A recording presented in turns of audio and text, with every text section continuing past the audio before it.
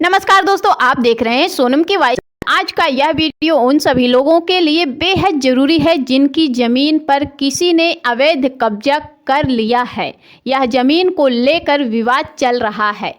आज हम आपको सुप्रीम कोर्ट का एक ऐतिहासिक फैसला बताने जा रही हूं, जिसके बाद अगर आपके पास ये 5 ज़रूरी दस्तावेज हो तो आपको किसी से डरने की ज़रूरत नहीं है, ना ही किसी तरह की ट्रेनिंग लेने की ज़रूरत है। और सुप्रीम कोर्ट ने साफ कह दिया है कि सुप्रीम कोर्ट ने कहा है कि अगर ज़मीन के असली मालिक के पास सही कागजात मौजूद हैं तो चाहे ज़मीन पर किसी ने मकान बना लिया हो या खेती कर ली हो या सालों से कब्जा कर रखा हो, फिर भी ज़मीन मालिक को उसकी ज़मीन वापस मिलेगी।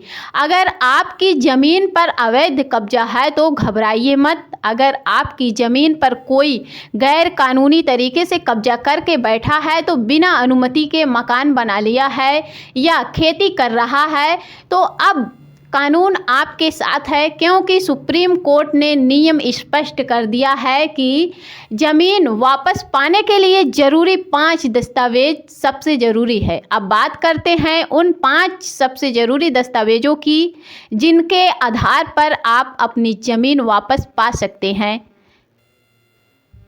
खतियाना खाता खतौनी। अगर ज़मीन पैतृक संपत्ति है, यानी कि दादा परदादा की ज़मीन है, तो उसका खतियाना या खाता खतौनी होना बेहद ज़रूरी है।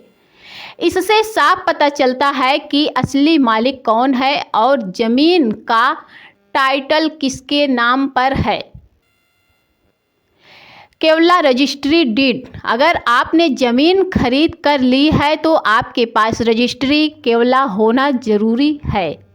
होना चाहिए। जिसके पास वैध रजिस्ट्री है उसे किसी तरह की चिंता करने की ज़रूरत नहीं है। और वसीयतनामा। बहुत सी संपत्तियां वसीयत के जरिए मिलती हैं। अगर किसी ने आपको वसीयत कर दी है तो और कोई दूसरा व्यक्ति ज़मीन पर कब्जा किए बैठा है तो वसीयतनामा के आधार पर भी आपको ज़मीन मिलेगी, चाहे कब्जा भाई, चाचा या कोई रिश्तेदार ही क्यों ना किया हो।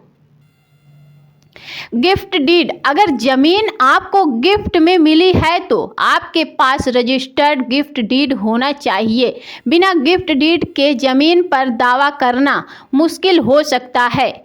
लगान रसीद, भूमि कर रसीद, यह दस्तावेज बहुत अहम है और लगान रसीद से यह साबित होता है कि सरकार को टैक्स कौन भर रहा है, असली मालिक या कब्जाधारी है या नहीं है। अगर टैक्स आप भर रहे हैं तो यह आपके पक्ष को और मजबूत करता है। सुप्रीम कोर्ट का एक ऐतिहासिक केस है। अब बात करते हैं उन फैसले की जिनका आज हर ज़मीन विवाद में जिक्र किया जाता है। केस का नाम है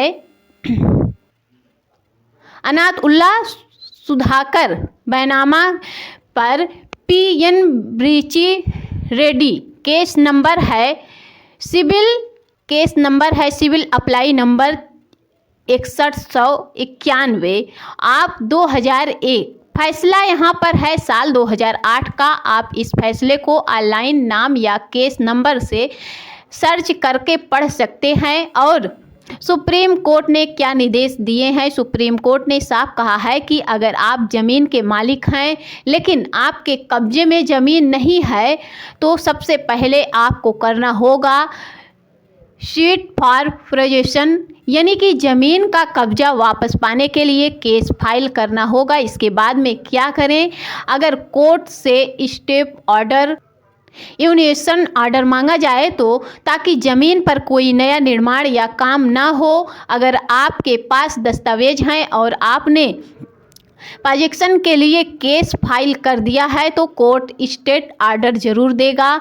क्या कब्जाधारी को भी स्टेट मिल सकता है या नहीं? हाँ दोस्तों, कुछ मामलों में कब्जाधारी को भी स्टेट मिल सकता है, लेकिन अंतिम जीत उसी की होती है जिसके पास वैध कागजात होते हैं। और अगर आपके पास खतियाना रजिस्ट्री, वसीयत या गिफ्ट डीड और लगान रसीद है तो आपकी ज़मीन सुरक्षित है और आप को न्याय मिल सकता है, तय है।